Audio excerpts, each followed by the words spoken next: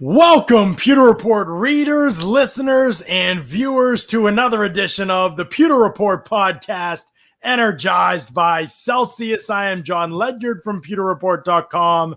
Scott Reynolds alongside tonight on a victory podcast for the Bucs in the preseason. Finally, Scott, they break through and they win a game. These guys, man, I'm telling you, trying to change a culture around here and you're losing preseason games.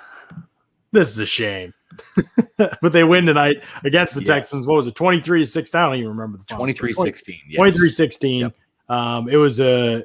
There was a lot of takeaways, man. I'm excited to do this post game. As tired as I am from the live in-game stream that we did, which was awesome. Yes, and we had great attendance on that. It was a blast. Yes. I am ready for this podcast because there is so much to break down from this game. It was actually a fun, entertaining preseason game through all four quarters. I'm glad preseason's over. I'm glad we get to talk about real football soon, but this was fun tonight. Yeah, it really was. And what made it fun for me was the fact that around 6 o'clock, I was hurting. I was already getting tired, and I knew we'd probably be on around midnight tonight for the podcast. So I energized with Celsius. I had the orange tonight. Yeah, I'm even rocking, John. We've been rocking the Celsius T-shirt right now. Oh, okay. That. So you're really representing. All right. Absolutely. All right. Yeah. So Celsius gives you that essential energy that you need without the crash because there's no sugar in it. There's no preservatives. And for whatever reason, they seem to hit the flavors. So when you're drinking a Fuji apple pear, when you're drinking an orange, when you're drinking the tropical vibe, which has got star fruit and pineapple, it tastes just like the fruit. It's amazing. Even cola tastes just like cola. Mm-hmm. So if you're late to the game, if you're wondering what all of the fuss about Celsius is and why we love this product so much, I mean, forget the fact they're our title sponsor, but we love the product. You need to do yourself a favor. Go to Celsius.com, click on the store locator, find out where Celsius is sold near you. When you type in your address, you're going to have convenience stores, health and fitness stores, some of your grocery stores and stores like Walmart, Target, even Costco. They have Celsius in stock. Grab a couple, try the different flavors. When you find ones you like, John, you got to go to Amazon. Mm-hmm. Buy them in bulk and save money. Do the subscribe and save between 5 and 15% on your purchase. They deliver it right to your door. That way you never run out of Celsius. And boy, I tell you, we needed it tonight. It's a late night.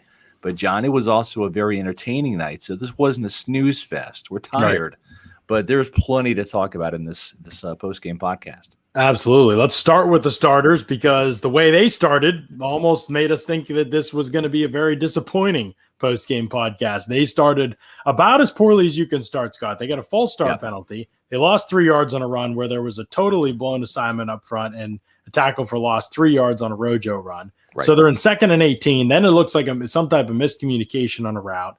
Then what was 3rd and 18? It was a drop by Giovanni Bernard underneath. And so it's like, oh, my goodness, come on. And so it was like that kind of a start. Then the next 2 drives got even further from that. But then Tom Brady went 11 of 12 for the rest of the game. Mike Evans kind of a drop over the middle. I think it was a little bit of a broken play. 154 yards. Was just surgical. I mean, I don't know what else to say. Like he just to go hurry up to be totally out of sync. I mean, you had 2 of your first 6 passes of the preseason dropped at that point. Like they were just then it was unstoppable. It was like God mode, and I don't know what else to say, Scott, other than the fact that I hope that offense rolls out week 1. For sure. And it's interesting. We didn't really get a clear answer tonight from Bruce Arians or from the players in terms of going with the no huddle, with the hurry up offense. Was that Tom Brady's idea? Was that Bruce Arians? Was that Byron Leftwich? But whoever got the credit for that decision certainly paid off because 2 90-plus yard drives for Tom Brady ending in touchdowns. And, I was kind of expecting or hoping to see a little bit more of the running game. I'm still not convinced that that's where it needs to be. We did see Ronald Jones have a good night. He was the starter tonight. He only got 4 carries. After that, stop playing Leonard. I'm done. Yeah, I'm done, Scott. I'm done. He doesn't have runs like Ronald does. Yeah, he doesn't. He had 1 catch for 3 yards. Confident, right? Like he looked confident on the sidelines, right? He looked like he was feeling a little bit like he had that touchdown. He's high stepping into the end zone. Like, come on. I was feeling it, man. I was feeling Rojo tonight. They tore his shirt off. They tore his jersey, and he kept going. I love him, man. I'm telling you, if he's right and the other stuff isn't weighing him down, he's the best back on the team. Yeah. Playing. Yeah. Feature. No doubt about it. And I think he will. He was the starter on the depth chart, although we saw Leonard get some starts, if you will, in practice. We saw Leonard start the Cincinnati game, get the first carry there. But, John, I think that tonight Leonard didn't even get a carry. You saw Rojo average 6.8 yards per carry on his 4 carries for the game and had the touchdown. I think he's going to be the guy, the lead back. But as we know, Bruce Arians will go with the hot hand. Both guys will play. But it's Ronald Jones's job to lose at this point heading into the Dallas Cowboys season opener. Right. He's been the running back that's provided the juice. He's been the running back that's provided some life for this offense. I'm all in on him being the starter. Now obviously this is a team that's going to pass more than they're run, and that's how it should be. And that's one of the best things about the Bucs offense and one of the reasons why they're successful. But when they run, like I'm talking about a guy that's going to maximize more often than not, and that's Rojo, and it's not Leonard. And so, I'm all about a guy that, again, you're getting through those creases in a duo run scheme. You want to be able to run through some arm tackles, run through some guys trying to drag you down. And Rojo just has better contact balance. He runs harder. He runs stronger. He's RB1. And so hopefully that's squared away for the Bucs now. There's never been any doubt about who QB1 was. And boy, Scott, tonight, I mean, some of the throws he made, the seam shot to Godwin for the touchdown was probably the best one. Yeah. But how decisive it was. There was no point in talking about protection, although it was good, because the ball, like back foot hit, ball was out. Back foot hit, ball was out. They did quick game. They did fast. They threw short, short game, and they went fast. Two things that we didn't really see last year. Right. There's going to be elements to this offense that we didn't see before. That was the most exciting thing to me about tonight, that they're still going to go the big plays, but they're also going to get you underneath too when it's there. That's right. They've got plenty of options underneath, and they've got guys that are sure-handed underneath. AB made plays in that range. He also had a 16-yarder. You know what I mean? Like, you're just going to see couple double-digit catches for Godwin. Evans had an 11-yarder. AB had a 16-yarder. I think all 3 of Godwin's catches were over 20 yards. So he was really the big play guy out of the slot tonight. The 32-yarder was the long one, 24-yarder for the touchdown. And John, you look at the stats of this 24-16 win by the Buccaneers. Brady's numbers stand out. Godwin's numbers stand out. We talked about Ronald Jones. We'll get to Kyle Trask in a little bit, but 12 of 14 for 146 yards and a touchdown. Defensively, while we're still talking about the starters, you didn't like to see that 18-play, 77-yard, 9-minute and 55-second drive, but it did end in nothing, a big nothing burger for the Texans as the Bucs defense held on 4th down. Now, they were without their kicker tonight, so that's why they went for it on every 4th down, and why I think they had, a running back out there doing kickoffs for the Texans. But no, that was a safety. Your safety, That was incredible. Yeah. Justin Reed, man. Unbelievable. Levante David, 8 tackles tonight in the first quarter, as you said during the halftime of the Pewter Game Day podcast, John. He was on pace for a 32-tackle night. Levante David was a one-man gang. And listen, it's not that Devin White didn't play well. It's just that Levante David beat the younger Buck linebacker to the ball every time. And even one time when Levante got trucked by a guard, he still was on the ground making a tackle. But really, the guy in the front 7 that really stood out to me, and I think to everybody else, is this Joe Tryon-Shoyinka kid. Buddy? Oh, God. Goodness, I know he was unblocked tonight in a few, and the sack was a hustle play. Yeah. I'd have to quantify with that. But he just doesn't stay in any one play. He finds the ball so fast, and he's so explosive, and his stride length just covers so much ground. Yeah. He's unblocked sometimes conceptually, and he's still ruining the play. Yes. He was tremendous against the run tonight. Right. And what I liked, and we talked about it at halftime of the Pewter Game Day podcast, is this was a guy that did not have a forced fumble in his 2 seasons at Washington, John. So he had a forced fumble tonight. You're seeing that rapid growth and maturation going from a guy that was splashy as a rusher the first 2 games. Remember, he had the sack taken away due to a crappy penalty. Then he finally had a sack that counts. Then he had a hustle sack tonight coming from behind, but you saw the strip sack. So this guy's rapidly taken to the coaching, and now you're seeing the impact plays. He also drilled Davis Mills into Sunday on Saturday night after he threw the ball. And that was great recognition, realizing that the Davis Mills was looking down the field past where he dropped in zone. So he went straight for the quarterback and made him have an errant throw and just drilled the hell out of Davis Mills. So Joe Tryon-Shoyinka with another very impressive night tonight. And honestly, I mean, he's looked this way in camp. I mean, there was one day where Jason Light texted me and he said, you know, if we would have counted sacks, Tryon would have had 8 sacks in practice.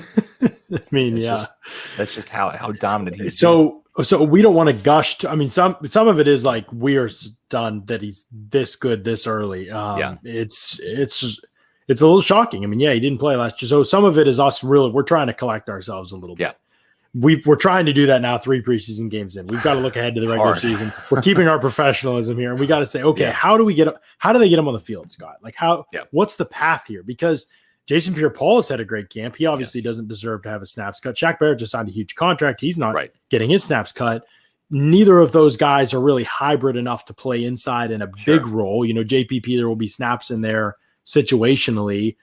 I don't know that you're going to see the Bucs look at Joe Tryon-Shoyinka and be like, oh yeah, we need a huge detour right now. Like we're going to make a change like that. I think he's going to start in a limited role and we'll see what happens from there. I mean, limited, I think. We don't want to cause alarm bells. He's going to begin in the limited role. Yes. Thank you. Yes. In the limit. Right. But you know what? I think he's the nickel edge guy in nickel defense. Jason Pierre-Paul loves to rush inside, and I think he will. I think he is going to be the inside rusher, probably alongside Vita Vea or Will Golston, somebody that can just get some push up the middle, kind of be that guy to double team, you know, the center and the guard, and free up the 3 tech, who in this case would be Jason Pierre-Paul, to get those one-on-ones. And then you have, you know. So you need 3rd and 7 and longer to feel comfortable putting JPP inside, you know, 3rd and 6, 3rd and 5, you're still, you know, it's still could be a draw, a quick hitter, you know, and you don't want Jason Pierre-Paul having to take on a guard in a run block situation, and you know, in the interior, or certainly getting doubled with the center and a guard. But I wrote about this in my PR roundtable. You know, even though he didn't really light up the stat sheet, we saw Shaq Barrett do to Tyrod Taylor what he did to Patrick Mahomes: force the guy out of the pocket, force him to run with the ball, force him to throw errantly on the run, and so. Shaq Barrett had a little bit of a quiet camp. I think Tristan Wirfs had a lot to do with that because Shaq is primarily on the left side. But I think Shaq showed up ready to go. This is the $17 million man, you know. And in between him and Jason Pierre-Paul and Joe Tryon, you've got a tremendous trio of pass rushers on this team now. You really do, Scott. Because when you have a guy one-on-one like Joe Tryon-Shoyinka, I don't want to say it like people will say, oh, you have Shaq Barrett and you have Jason Pierre-Paul, it changes the game for Tryon-Shoyinka. I'm almost going to go the other way and say I think when you have a guy one-on-one like that, you are going to have to respect him to a degree that you can't, like, I just don't think you can just forget about it. Like, I think he's going to beat people one-on-one. Yeah. So, like, but you want to go elsewhere with your protections, but I just don't think you can. So I think you're going to have to just play everybody straight up. And maybe you max protect more. Yeah. And you know what it's a whole other element. Just from a strategic standpoint, if you're a left or a right tackle and you're playing the Buccaneers, you already have to, because we've seen now Todd Bowles, more importantly, Larry Foote, the outside linebacker coach, he will deploy Shaq Barrett sometimes on the right side and Jason Pierre-Paul on the left side, right? It's traditionally the left side is Shaq, the right side is JPP, but because you might be a left tackle facing Jason Pierre-Paul, you have to study his tape too, his tendencies, his get off, his stance, everything. So you got to study 2 opponents. Now you have to study 3, because maybe you didn't have to study last year for Anthony Nelson. No, right? Probably not. Although I'll give Nelson a hat tip, by the way, just real quick.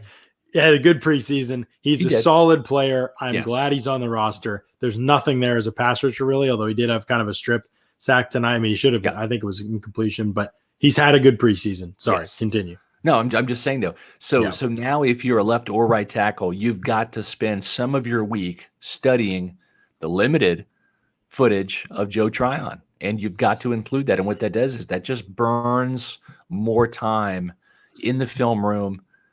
You got to spend more time doing that, and sometimes you can over prepare in the film room. So it's just those little things, they make a difference. They add up for the opponents now. And if you're an opposing offensive coordinator, it's not just accounting for Shaq and Jason Pierre-Paul. It's accounting for an entirely new nickel rush package, because you're not bringing in a Cam Gill or an Anthony Nelson. You're bringing in a legitimate threat that's going to rush from the outside, and that's Joe Tryon-Shoyinka. Yeah, it really is. He's the game changer type of player. I don't want to. We just need to see it in the regular season. I know everybody's going to say every time that, I don't. I feel like I do a good job. People know that I'm a pillars of athleticism pass rush guy. Like if you don't have that, I'm just kind of not very interested. So if you have some of those 4 pillars of pass rush athleticism, all right, I'll start there and we'll go from there. Nelson doesn't have those things, but like at the same time, he makes the most of what he does have. Like he's a very good run defender. Like he really, really is. And he's shown improvement. This is his 3rd year now. He's shown improvement this training camp and preseason. Yes. I think he's better than he was last year. And he came on. He's just technically sound. Pad level for a guy that tall is crazy, that he never gets pushed around. Right. He always pushes guys around. Like he doesn't have anything really that interests me as a pass rusher, but as a run defender, you can put the guy in the game and he can hold the line. Like I appreciate a player like that as your 4th guy is good. And Alien Mastodon with a great point here. Buccaneers need to conserve Jason Pierre-Paul instead of playing him until he gets hurt like last year. He wasn't producing at the end of the regular season. That's fair. I will say this, that's something too. I think as the season goes on, you might see Jason Pierre-Paul on the sidelines a little bit more, even Shaq Barrett, to keep these guys fresh for 17 games. Yeah. And the only way that Tryon-Shoyinka is going to get better is with more game experience. So I do think he's eventually going to play a series maybe out there on 1st and 2nd downs as well, just to preserve, maybe even early in the season, some of these hot games in Tampa. Maybe not the Dallas Cowboys season opener, but that Falcons game in week 2, you might see Tryon get an entire series at left or right side to try to spell and keep Jason Pierre-Paul and Shaq fresh for the 4th quarter, as well as the 4th quarter of the season in December. It'll be something Todd Bowles needs to figure out, pace himself throughout the season. I think there'll be a process to that for sure.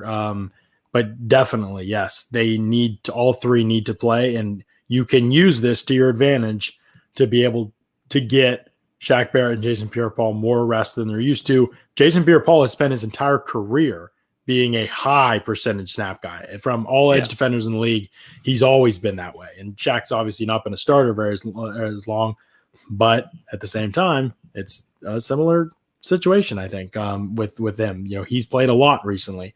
So, being able to keep those guys fresh is helpful. I think those guys will feel better about it because Joe Tryon-Shoyinka is as good as he is. So they will be excited that he's coming onto the field to make the kind of plays that he can make. So no doubt. It's a good problem to have for sure.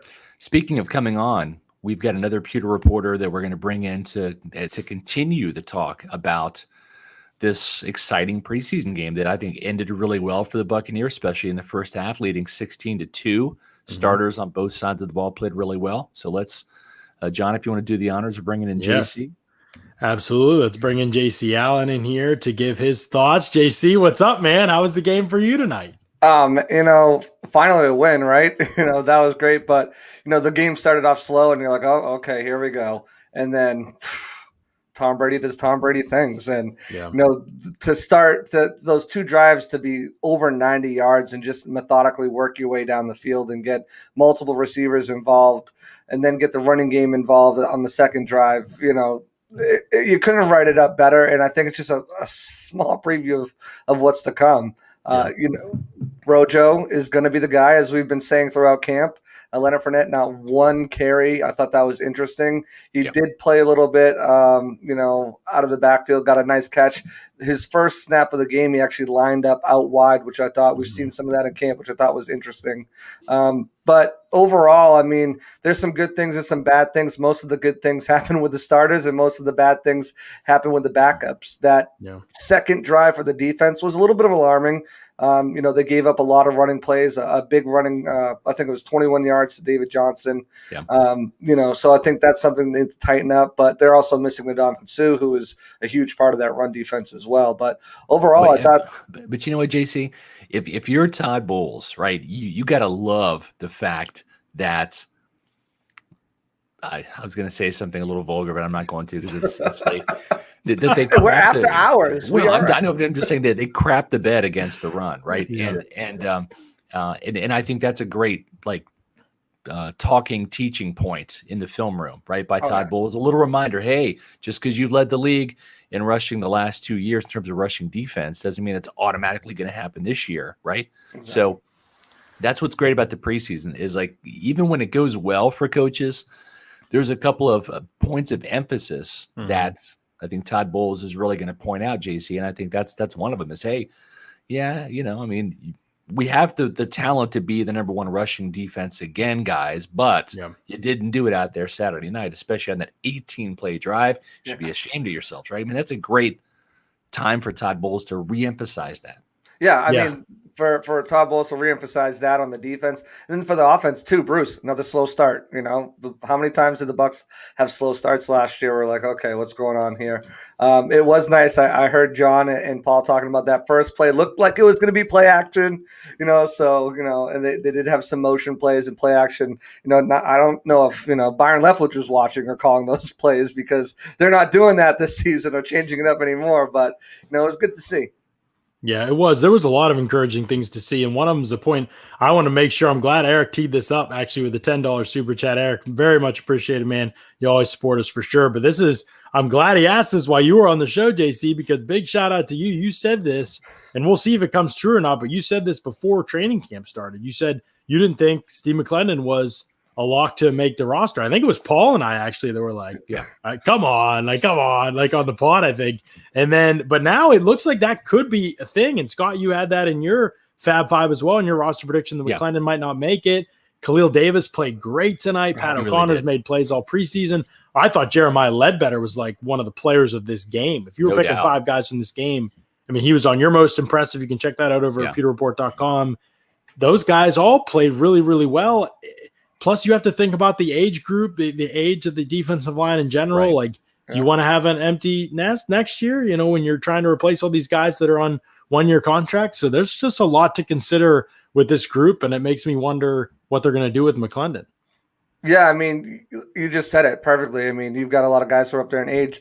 Golston, Sue, both of them are on one-year deals. Those come off the books next year. Do you want to empty the cupboard? Because after Ledbetter's game tonight and, the impressive camp that he's had, we talked about how he came in. Scott, you were really high on him coming in great shape and, really changed his body, right? Changed his body. How much bigger is he, Scott, than when you first covered him? He's certainly over 300 pounds now. Yeah. Oh, my gosh.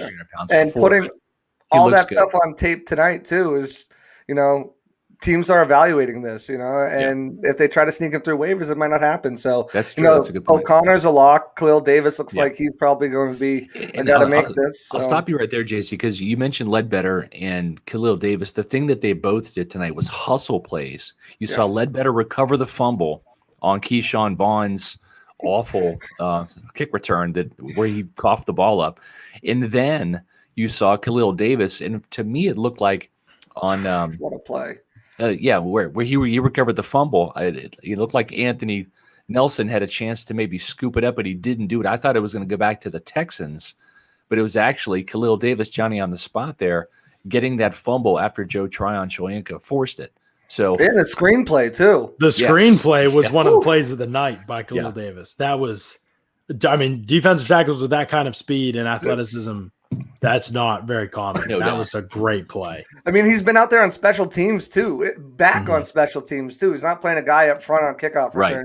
He's been back there it's been him and Tyler Johnson as the two back guys ahead of the returner. So the speed that he shows, I think, they liked him in the 6th round enough to draft him last year. And 6th round picks aren't guys who are locks to make teams, but I think the improvement and also just the praise you've heard from the coaching staff and from the players, I think it's a guy they want to keep. But Ledbetter is that that guy you have to make the decision on. Do you keep him or do you keep the 35-year-old nose tackle? I mean, you got a guy like Benning Potoa'e who's got the same type of body frame as a good run stuffer. I think you can sneak on the practice squad. And maybe McClendon comes back on the practice squad, but I don't see a spot for him. It's still going to come down to if they want to keep 7 defensive linemen or not, and that's the big question mark. I'm not sure. I know Bruce said that he wanted to keep 10 DBs and 10 linebackers, and Herb Miller and Dee Delaney both made a case for them potentially to keep 6 cornerbacks if you count Ross Cockrell in that mix. Hey, but after tonight, I'm trying to figure out how to keep Ledbetter, man. Like he was, first he was out there with the starting defense at some points in that game. I was like, what is going? And then he made the play on the 3rd down near the goal line and on the 16, 17 play drive or whatever. He made that play. He had pressure later in the game to force the second interception by Dee Delaney. He was in the backfield consistently, tackles for loss, and he also body slammed a dude. You guys will see it's kind of off the screen, but I noticed it. I didn't even bring it up on the live in-game stream. He body slams a dude after the snap. It was sick. I can't wait to clip it and show y'all, but he just came to play, and physically how he's developed. I mean, again, that was the question with him.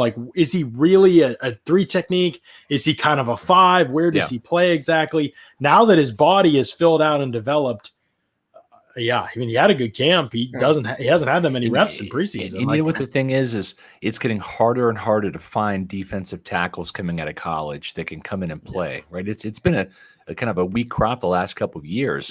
And so to have Khalil Davis and Pat O'Connor and Jeremiah Ledbetter, and to a degree Benning Potoa'e, but I think those 3 really were the flashiest and splashiest guys tonight, and maybe even into the entire preseason. To have those three guys come up when chances are if McClendon makes the team, he's only going to play for 1 more year. And I believe that's the case for Sue too. So you're losing 2 guys in their mid-30s, but at least the cupboard's not bare. You've got some guys to team with Vita Vea to come up and not have this gaping hole at defensive tackle. Exactly. And John, you mentioned body slam. Did you guys see the pancake block that Donovan Smith had on that drive, that second drive? Oh man, he laid the guy out, threw him on the ground, and just laid on top of him. I was like, Donovan Smith, who's this guy? Where did you come from? But it was nice to see. But yeah, I mean, you look at the guys up and down the roster, who have been really hustling and showing a lot. I know guys like KJ Britt and Grant Stewart aren't the most athletic players, and they're really limited in that, but they both, I thought, put really good tape on. And I think seeing Joe Jones not out there really kind of showed some. Now he had the athletic play to him and Chris Cooper on special teams, but I think it's going to be really interesting. And I kind of talked about this earlier. I think Grant Stewart maybe have done enough to sneak on as that 5th guy. I don't know what you guys think, but KJ Britt definitely has a 4th spot lockdown. No doubt. Tonight was the best from KJ Britt we've seen. 7 tackles on defense, the goal line stand. He made a tackle on special teams. He made the splash play we needed with the 4th down stop. I still have no faith in him. As a full-time, he cannot run. And it just – there is a limitation to what you can do in the NFL linebacker these days if you cannot run. Offenses are too versatile. They spread the field. They put you over number 3. They expose you in coverage, and it happens to Grant Stewart and KJ Britt every time. Not trying to rag on those guys. I just want to set realistic expectations for people. He should win LB4, I believe. Joe Jones playing, by the way, after Grant Stewart today, clearly, right? Volumes. Because shows where he's at, which – again, I haven't seen anything. I would love to stand on the table for Jones because I think he's a great locker room guy and great special teams guy, but I haven't seen anything that makes him worth standing on the table for. Now, Grant Stewart, I thought, was not very good tonight at all. He missed his gap twice, I think, in the run game. He was kind of at blame for that, so for a couple big gains. And so I mean, don't keep 5. Just don't. I still think this is a spot where they look heavily at the waiver wire, even to replace KJ Britt if they need to. I think they'll keep Britt, but they might look at the waiver wire. Yeah. Speaking of 5, we want to thank Tony Saylor for his donation of $4.99 super chat. We appreciate that. Let's go around the round table here with the 3 of us, and we're going to bring in Matt Matera in a couple minutes here.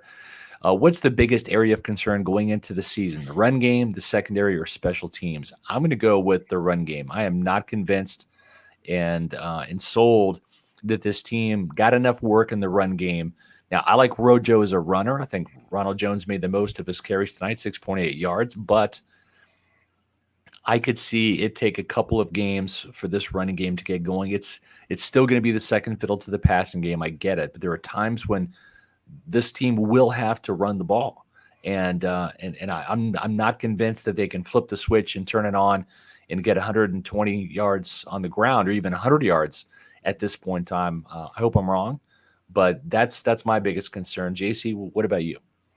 Yeah, I mean, that's definitely a huge concern. I wish they would have put a little more focal point on that because, to set up an effective passing game, you need to have a good running game, especially if you're going to do play action and stuff like that. But, special teams is still – it's not good. It doesn't look good out there. You had 2 block kicks by Jose Borregales on special teams. You had the fumble by Keyshawn Vaughn. You had the splash play by Chris Cooper. Was that enough for him to make the roster over Javon Hagan? I don't think so. But you still had some struggles. Darden back there doesn't look like an NFL returner. And I saw this comment on the game day show. Someone said, he's just looking to hit the edge. He doesn't look like a returner out there. And I think that's a fair assessment. So I'm still worried about the special teams. Keith Armstrong, what are you doing out there? You got to have your guys prepared. And it just, for a team that puts so much emphasis on special teams this offseason and in the draft and bringing guys in with special teams backgrounds, for where it is right now headed into the season, I'm just, I'm not sold. Convinced. Right, I'm not sold. I'm not convinced. I'm just, Yeah. We'll see. John, how about you? Definitely. Well, okay. Let's say this run scheme. Sure, Scott, you have some points. I agree. Ultimately, I'm not worried about it because if they need the run game to win, then they are already doing something else wrong that I'm going to be more concerned about, in my opinion. Like, I just don't. We saw last year. They'll be better than last year, I think, and they weren't very good last year. So I think I get what you're saying, like in a vacuum, yeah. But to me, it's special teams, and for a lot of the reasons JC said, I agree. The Keith Armstrong concerns are real. Also, I get it. There's a lot of moving pieces in preseason on special teams, and you don't have a comprehensive unit. So I recognize and respect the challenge. At the same time, how do we not even know who to block on extra point tries? And field goal tries. Come on. We don't even know what we're doing. I want to say that was feels Cody like communication on the edge. I could be wrong. Right. Maybe, but he didn't look like he knew. So, has anybody told him? Because he didn't look like he had any idea. And Bruce brought that up, too. He said, the first one was a bit low. The second one was the guy just missed his block on the edge. Right. Yeah. So, there's moving pieces. I get it. But it feels like communication from the beginning of the preseason when they kicked that extra point they shouldn't have has just been an issue all throughout. So, that needs to be better for sure. I feel better about the secondary. I don't think it's on my list of concerns right now. Not saying that there couldn't be something that happens, but what have we seen in the preseason that would put on our list of concerns? I mean, we didn't see, and what we saw of Carlton Davis or Antoine Winfield, no big pass plays have been given up in the preseason by the first or second team defense. D. Delaney has surprised and impressed. Antonio Hamilton wasn't great tonight, but overall in camp and in preseason, he's been good. Right. Herb Miller had a good night tonight. So I feel better, if anything, about secondary depth than I did before. Ross Cockrell's ability to play a couple different positions. Right. I think they have more answers there than they had a year ago in the secondary. The one thing I will say about the secondary is they haven't been challenged at all. I mean, the first game you have the Bengals without Joe Burrow, and you're not really challenged there at all. And then now this game, you're Tyrod Taylor and Brandon Cooks and Nico Collins. Give me a break here. You're not challenged in that area as well. And Dak the Prescott, first game, though, CeeDee Lamb, Amari Cooper. That's what I'm saying. That first game, you're gonna no question. It's a totally different. We just haven't seen anything in preseason that would make me say secondary is a concern. Where we have seen things from the run game and special teams. That first day without AJ Brown and Julio Jones against the joint practice with the Titans, they got picked on a little bit there. So that gives you a little bit pause for concern. But I'm not, as a whole, I'm not worried about the group at all. I think they'll be fine. I think Bowles and the defensive coaches back there will have them in a position to play. JC, we appreciate your insight. Thanks for coming on. You can read JC's game story on pewterreport.com. That's up. In addition to most impressive and most disappointing on pewterreport.com. So go check those stories out before you go to bed. And we're going to bring in Matt Matera right now to finish up some analysis. Let's see here. There we go. Matt. Hello, Matt Matera. How are you doing? I'm doing great, guys. Thank you for having me on. You guys covered a ton of ground. I mean, I don't know how much more I can even add to the situation. There's still a lot of ground to cover. Yeah, I got my Celsius with me, good to go. I'm ready for this podcast. So okay, well, let's talk now about this guy right here. And I've been known to be a Blaine Gabbert kiss ass, and I'm not going to deny that. But some of it's tongue in cheek. I feel like am I bursting the bubble for people? I mean, if I say extremely handsome. I don't. Yeah, the handsome part is completely legit, but like the rest of it, I don't want people like going to their grave thinking Scott is this diehard Blaine Gabbert is better than Tom Brady guy. No. I'm not a Blaine Gabbert apologist by any means. I mean, he did not play well at all tonight. Some of it was the supporting cast. We can go through the three mistakes that he had, which were playing with the backups. Yeah, well, true, but he couldn't even get the snaps if we want to start off there. Yeah, at some point, I get like, but Blaine Gabbert has been through it this preseason. Like, he goes out there, he's balling in the last preseason game, and they dropped 3 of his 6 passes. Like, he's sacked on a couple poor protection plays. Yes. Then he comes out, they blow the protection on his first play, and he gets like a free runner. Just they low snap him at his own goal line. That was Robert Hainsey, the rookie who didn't play well in his first snap, but that's what first games are for. So, Yep. And then he threw an interception, and it looked to me it was Dart's fault. Yes. But I will say this, just to be fair, the common denominator in all of the sacks, the interception, and the safety was Blaine Gabbert. So I'm not going to be a Blaine Gabbert apologist. Well, the biggest issue I had with him was trying to put Scotty Miller in the hospital down the seam. That's what I was going to say. I mean, what was there? 3 defenders in coverage on that play? It was very suspicious that he get our boy killed in the first place. And the fact that Scotty was hurt after the play, I mean, made it literally, salt into the wound. And the Bucs really had some scary moments between Scotty getting hurt, and then I think even the bigger one was when Giovanni Bernard, when he grabbed that ankle after he dropped the pass. Achilles. I was like, that's what I was thinking. I was like, oh my God, he popped this Achilles. The Bucs are in the same exact situation where they don't have a running back that can catch the ball now. I was like, oh no. Well, the first thing I thought actually happened was I thought he like grabbed his ankle because he thought maybe like part of his body was actually turning into Leonard Fournette after he dropped 2 passes, and he was like, oh no, this can't happen. And then he realized it was actually just he hurt his ankle, and then he just trotted off. So that's what.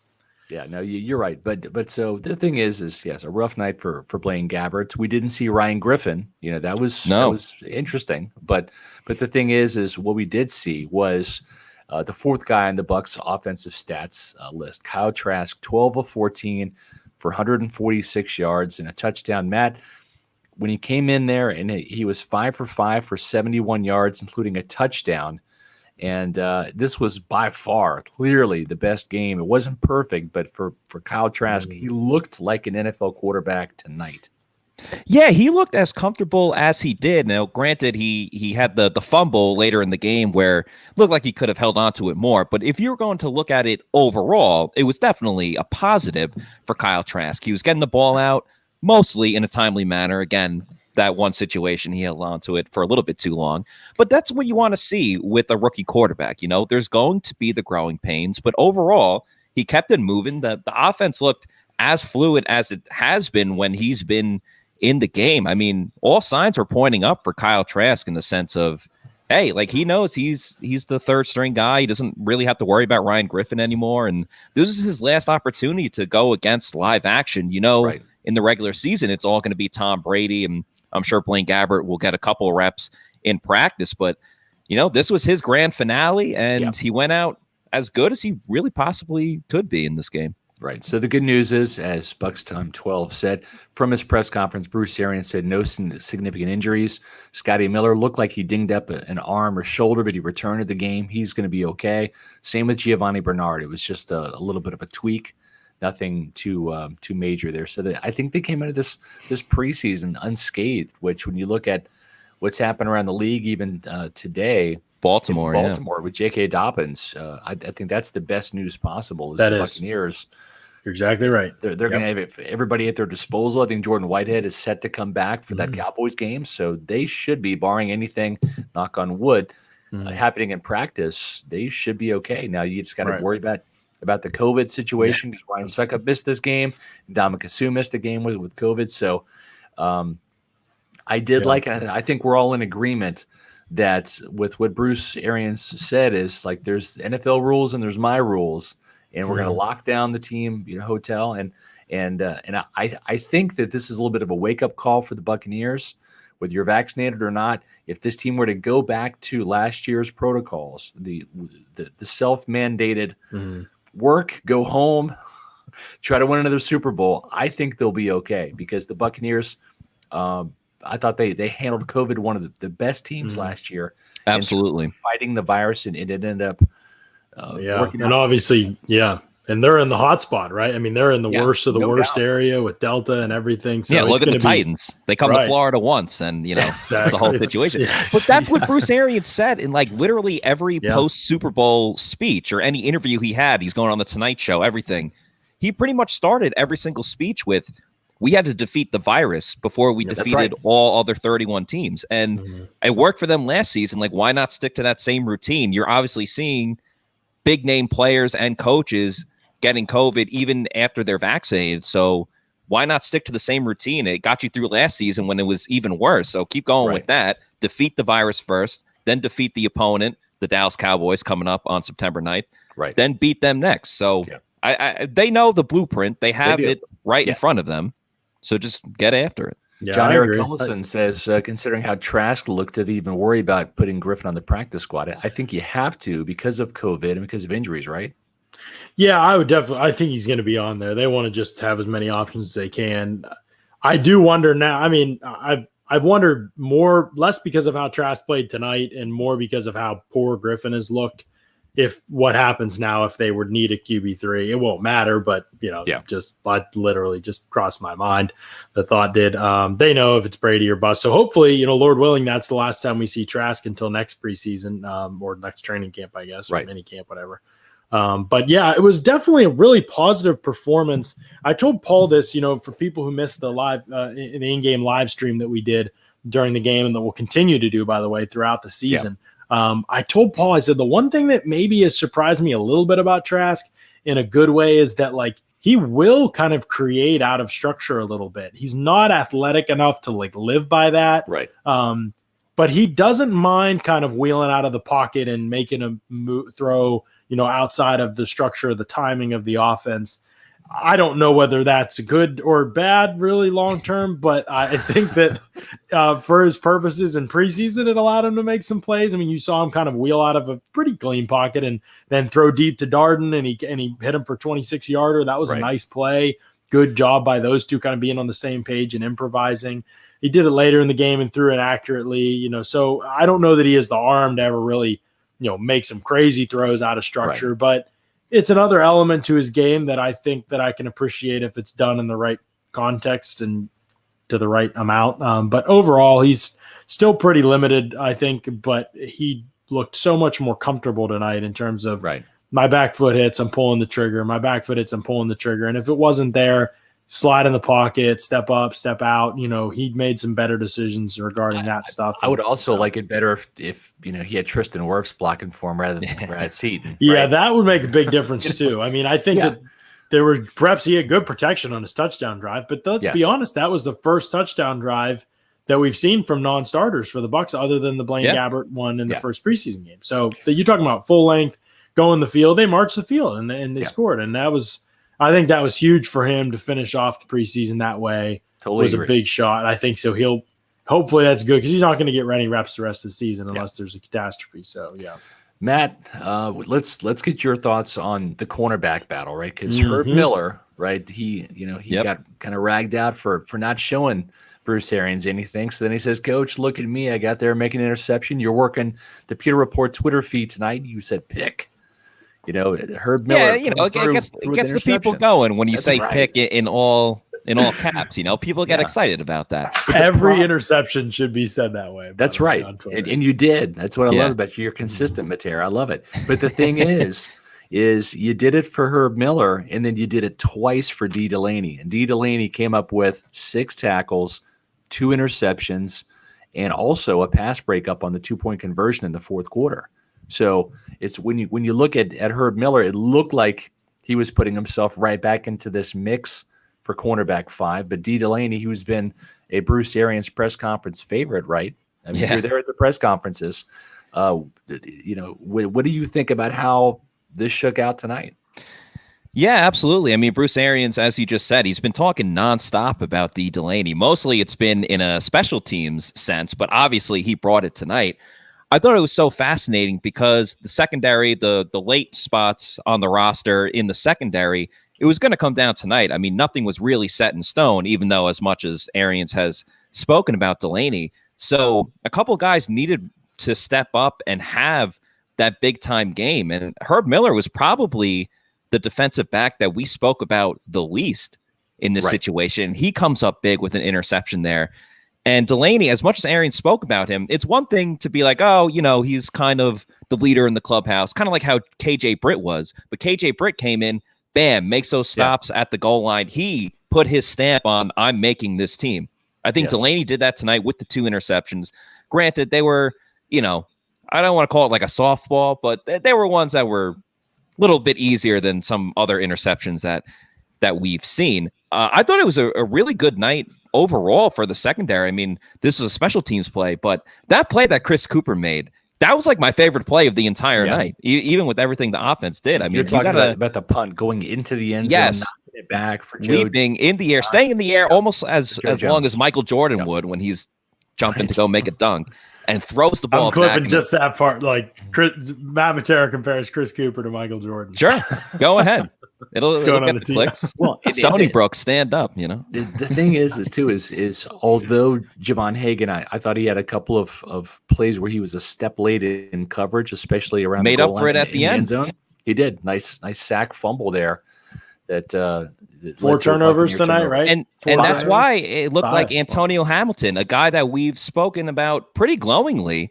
Yeah. It was a bad night to not make the plays because everyone else is making the plays. And it's going to be, Harold Goodwin spoke about this. He was talking about the running back competition, but he said at the end of the day, I hope they both perform well, and it makes our job really tough to make a decision on who's going to be the starter. I think a lot of the guys in the secondary are going to make it very difficult for Bruce Arians to decide which guy to keep, which guy to put on the practice squad, and which guy, unfortunately, might not be on the roster at all. Because throughout this whole training camp and the preseason, they've all been making plays, but it's obviously, what have you done for me lately? And the big winners were Herb Miller and D. Delaney, without question. Matt, you're right. And the thing, too, is you're out there at practice, with us on a regular basis. And Antonio Hamilton's a guy that we all kind of thought probably was the leader in the clubhouse. So I wonder how much practice tape and that's more voluminous, right, than these preseason games. But you got to weigh the fact that you're playing under the lights at game speed against an opponent. It's going to be really interesting to see how this cornerback battle shakes out. And if Antonio Hamilton, who did not have a good night tonight, John, in coverage, if he lost some ground to D. Delaney and or Herb Miller, it's just here's the deal. Antonio Hamilton was the worst of those 3 tonight. I still think he should make the roster. I still think Antonio Hamilton and D. Delaney should make the roster, be your 5th and 6th corners, contribute on special teams, help replace. Don't activate Keyshawn Vaughn because you don't want to admit that it was a bad pick. We haven't even talked about Keyshawn. Let's talk about Keyshawn. Let's nailed it with Keyshawn. Yes. I mean, I'm done. I'm out. Like, it's just not worth the risk. Maybe next year, let's try it. Whatever. He's cheap. You're obviously keeping him on the roster.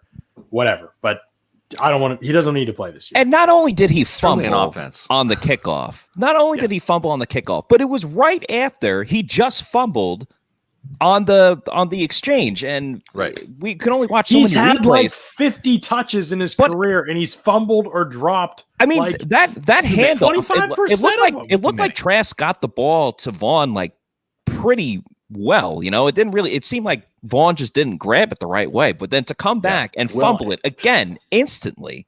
Yeah.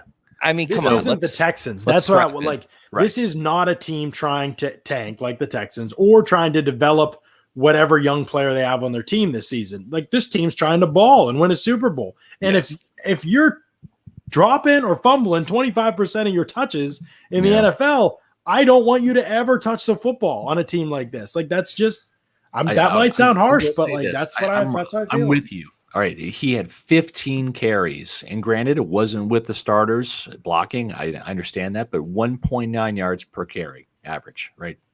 Longest play was 7 yards. I just haven't seen anything special.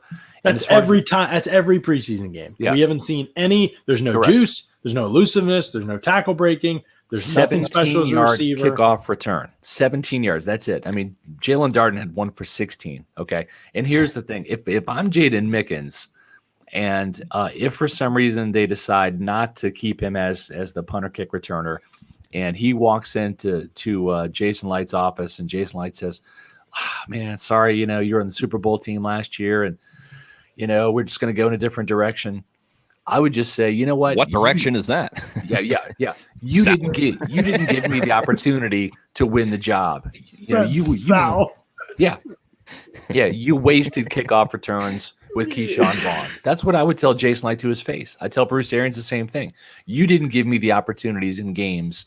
And if you said, well, we knew what you could do going in, then you're cutting the best kickoff return guy on this team because that's me. It's certainly it's not Keyshawn Vaughn, and it's not Jalen Darden yet at all. Yeah, I mean, Jalen Darden, was it punt or kickoff return? I can't even remember. He had a nice return, punt return. He had a nice punt return tonight. So I give him credit, and maybe that's more him. But kickoff return, no, it's not. It's Jaden Mickens. That's who you want. And when week 1 rolls around, you don't want to start off losing a game because you fumbled in the punt in the red zone or you fumbled a kickoff or whatever. Jaden Mickens needs to be active. I actually got asked the other day, what does Jaden Mickens have to do to make this team with the emphasis being that he's going to make the team as a kick or a punt returner. And I said it doesn't really come down to Mickens because what you're going to get with Mickens is it's more came down to can Jalen Darden excel as a returner that you can trust? And the answer, even after this game, is no. Darden didn't do enough to be trusted with that role. So I think Mickens should make the team just by default of, as you guys were saying, he's the best returner on this team. I don't think it's I agree. It's much of an argument at this point. And you know what? I'm going to put this out there. And granted, he was not the kickoff return guy per se, but let's not forget. Let's rewind to week 1 last year in New Orleans. We saw a key special teams gaffe by Mike Edwards trying to field that was going out of bounds. Pooch kick that was going out of bounds. Tried to field it, turned into a turnover, and that really kind of set the tone for a not so great special teams year by the Buccaneers. So there is importance in having credible, quality, experienced guys back there handling the ball on punts and kickoffs, and I think Jaden Mickens has done the best job of that so far. I've yet to see anybody better than him. Yeah, out there in preseason. One last thing, Scott, just you talking about special teams gaffes in general. Why do the Bucs have this weird initiation of anytime you get your first extra point opportunity, you have to get it blocked? Okay, I believe it happened in New Orleans where they missed an extra point early in the game in the first game of last season. Yeah. Then Suckup got his kick blocked in the first postseason game against Washington. And then Jose B tonight, he gets his first extra point blocked. What is this weird initiation with? It's like, okay, the Bucs finally got rid of the kicker curse. Now they have to extend it to the blocking curse or something like that, where they get all their extra points blocked. It's Keith Armstrong. Barnes says, figure it out. Yeah, he's got to figure it out. And so Barnes says, I know you guys love Mickens, but he was not good in the return game last season. No explosiveness, no big plays. Don't care if he's got. Actually, check the tape in the playoffs because he was good and did have big returns there. But more than that, Barnes, he had no fumbles and he did not muff any punts or any kicks.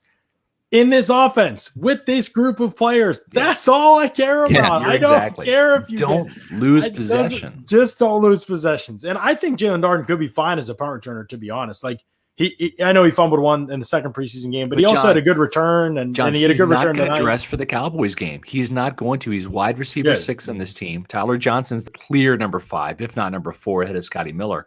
But Jalen Darden can't go down and cover kicks and punts. All he can do is a return game guy. We keep saying Bruce keeps saying he wants to see more of Scotty Miller in the return game, but then he never does. One opportunity in the second game. I'm like, is he just not you don't give him opportunities in practice? Really, he catches everything in practice, but you're not going live on special teams in practice. The only chance you really have to see returners is in the game, and you drafted Jalen Darden to be your return guy, but then he got like no opportunities in the first preseason game. Right. And then you're in the third preseason game and you're That's what wasting I'm reps saying. on Keyshawn Vaughn. Wasting reps on Keyshawn Vaughn. I just don't really. Time is this guy qualified to do returns? You know, I am not. No, listen, I will say this about Keyshawn Vaughn. He has been very impressive as a gunner. Yes, He really has. Agreed. Okay, so Keyshawn Vaughn, the running back, not impressed. Keyshawn Vaughn, the kick returner, hell no. Keyshawn Vaughn, the gunner, yes, I like the tape this kid's put out. He's a different But I'd rather player. have another DB active. I just would.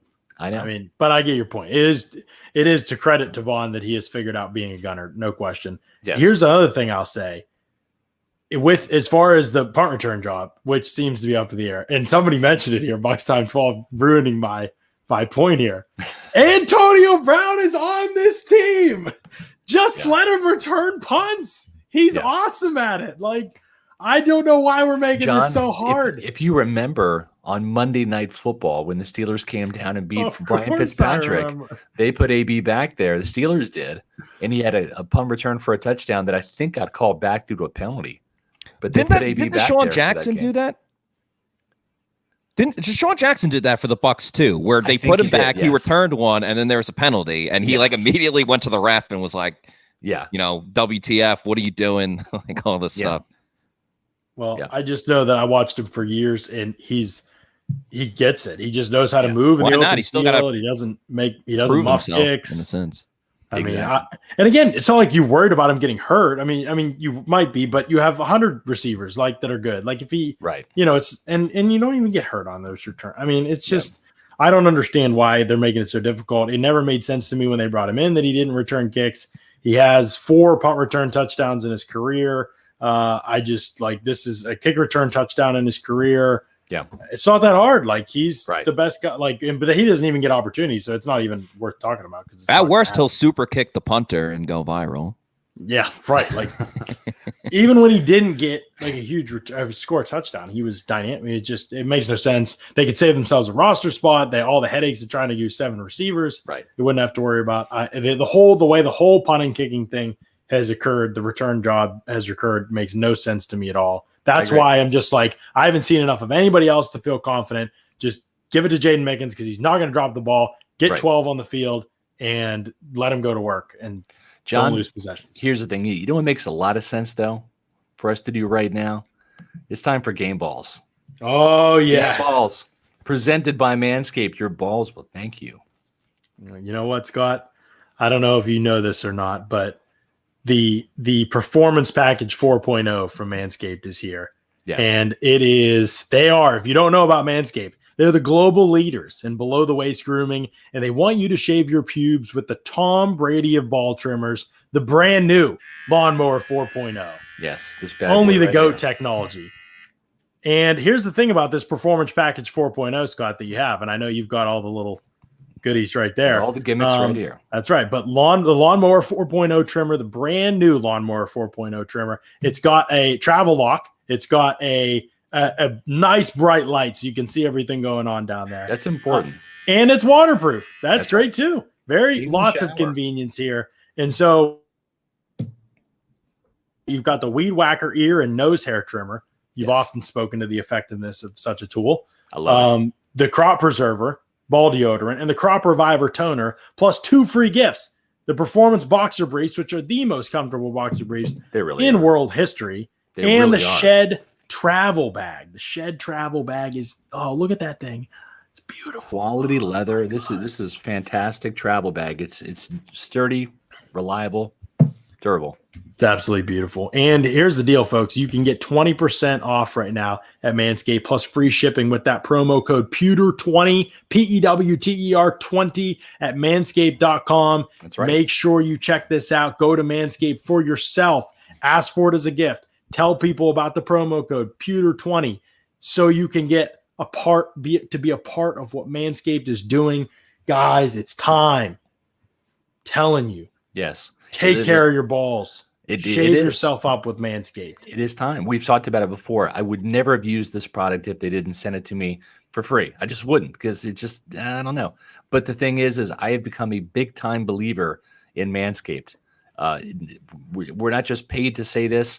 We actually use the product. Matt, John, I was using it do. before, but yes, Okay. Yeah. absolutely. So, I'm thrilled. all I the love time. it. Here's the thing. Last week's giveaways were great. We had more people go for the T-shirt. I still have 2 of these Super Bowl DVDs left. Okay, I got rid of one of these last week. So if you want one of these, place your order at Manscaped. Email me and be sure to use the promo code Pewter20 because it's going to save you 20% and you get free shipping.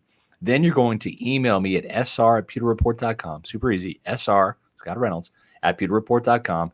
Let me know if you want the Super Bowl DVD. First come, first serve. I have 2 of these left. It makes a great gift. The holiday season will be here before you know it. Or if you don't want one of those, you can get a Pewter Report T-shirt just in time for the regular season. So we got them in white. Also have them in black and pewter. That thing pops right there. That's beautiful. Great looking shirt. yeah. All I need is for you to email me, sr@pewterreport.com, send that proof of purchase. The great thing is it doesn't have your financial information. Don't want it, don't need it, but it does have your address, which I do need to send you the shirt or the Super Bowl DVD. Let me know which one you want. And when you pick the shirt, let me know if you want white, black, or pewter, and what size. And I'll send that to you absolutely free of charge. Thank you for being a Manscaped customer. Absolutely great stuff from Manscaped as always. All right, who's our game ball winners? Offense, defense, special teams. If you're feeling it, let's go. You, Matt, you go first. Yeah. You just jumped in here. You go first. Oh, that's extremely kind of you guys. Yeah, it really just did it because I don't know. I haven't thought of my people yet. But yeah, I know who they are. Go ahead. Yeah, I won't take the obvious pick because obviously Brady was awesome, but I'm going to go with Chris Godwin. I feel like Godwin, as talented as he is, has gone a little bit under the radar just in terms of we've been talking a lot about Mike Evans and we've been talking a lot about Antonio Brown here in this training camp and this preseason. But Godwin was the receiver that scored the touchdown tonight. He had 3 receptions for 84 yards and a touchdown. That's a big day just for a whole game, and he did that essentially in a quarter and a half. So I thought it was a good showing for Godwin in the sense of, hey, let's not forget about him. You know, he's still a huge part of this offense, even with Evans and Brown being the ones that everyone's talking about. It was a great game for him. Yeah, for sure. Good choice by you picking Godwin. We just do an offense first. I'm going to go with a guy you might have heard. Tom Brady was really good tonight. I don't know if you guys are familiar with him or not, but I've heard the name. I just like watching Tom Brady play football. That's it. I mean, that's all. I don't have a whole lot to say. You and every Buccaneer fan out there. It's just fun, man. Like accuracy, decision making. I'm going to call him Dr. Brady because he's just a surgeon out there. Yeah, like it's just when they went no huddle, I was having a tough time keeping up on Twitter, being like first down Bucs, like Brady to Brown, first down, Brady to Evans, first down, like just trying to keep up. I was on the live stream, like, oh, and there's another one, and there's another one, and there's another one. Like it was just like screen 50 yards. Okay, yeah, here we go. He was awesome. It was fun to watch, and so I'm hopeful that same offense comes out against Dallas, I think, because that would be a fun way to start the season for sure. Yeah. How about defense, John? Defensively, Jeremiah Ledbetter's my guy. Like I just thought he played great tonight, and he stunned me with the way that he played. I mean, you could go a bunch of different directions in this game, and that's a good thing for the Bucs. But I thought he played great run, pass game. He showed rush that I didn't think he had shown yet. He intrigued me so much with his performance. And just the fact that he's remade his body, that I would really like to try to keep him in-house in some way. Probably get him on the practice squad fine. I wouldn't be worried about anybody claiming him, but I'd love to keep him around. Okay. Matt, you get anybody else, or it's my turn? Yeah, sure. For defense, I spoke about him earlier, but I really like what KJ Britt today to really solidify himself on the team. I thought he made a lot of tackles out there. I know there were some questions about his overall speed and reaction, but I thought he was in the mix a lot, especially as bad as the Bucs were in the run tonight. I felt that he was able to make some plays, and obviously when the going got tough at the goal line, he made those huge stops on 3rd and goal and 4th and goal to get the Bucs the ball back. So I was really impressed with what he had to do, and obviously there was competition going into the game. He was the guy that had to step ahead, and he made sure that he didn't relinquish that lead, and I thought that was really important. My game balls for tonight on offense.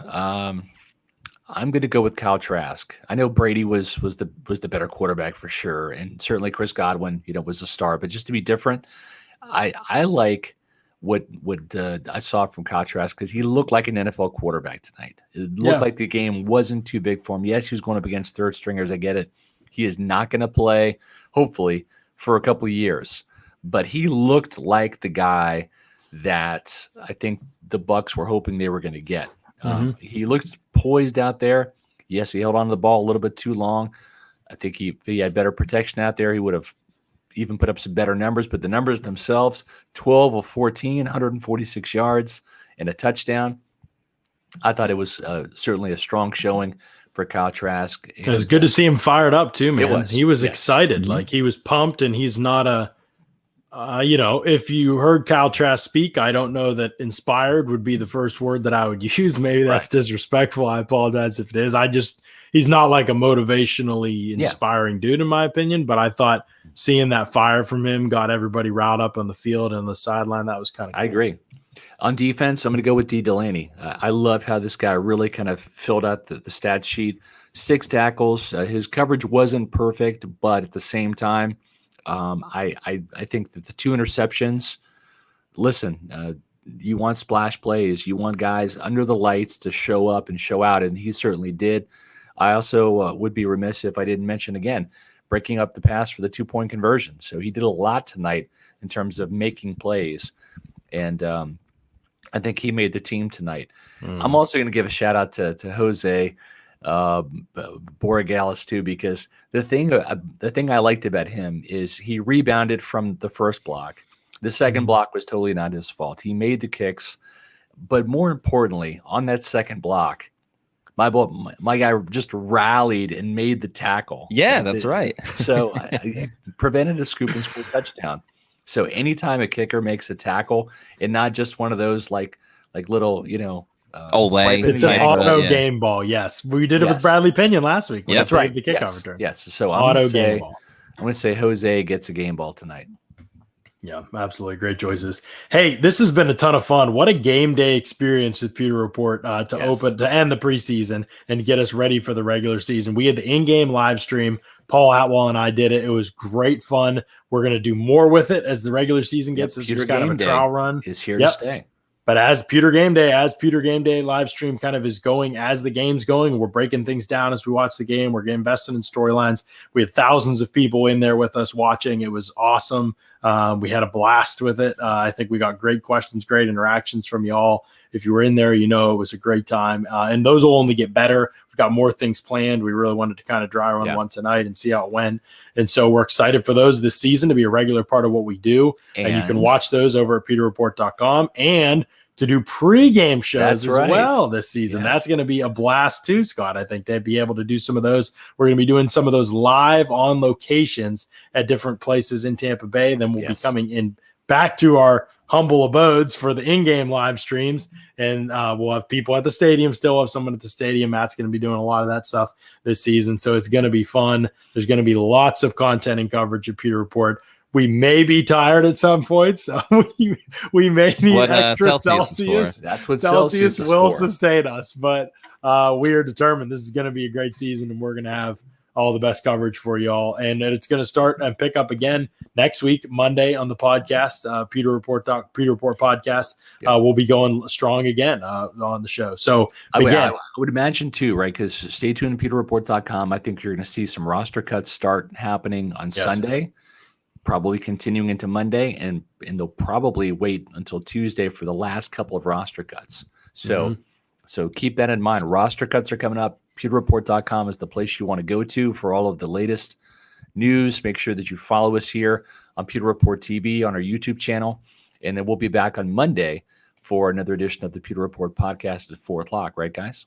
Absolutely. It's going to be a great time. Yep. It'll be a good week, strong week of pods as we wrap up the cuts and the training camp and the preseason, and we get ready for the real deal. The Bucs trying to go for 2.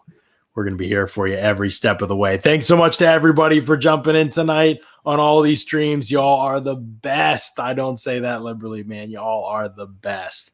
We appreciate y'all. We love y'all. Have a great night. Thanks so much for listening to another edition of the Pewter Report podcast. Out.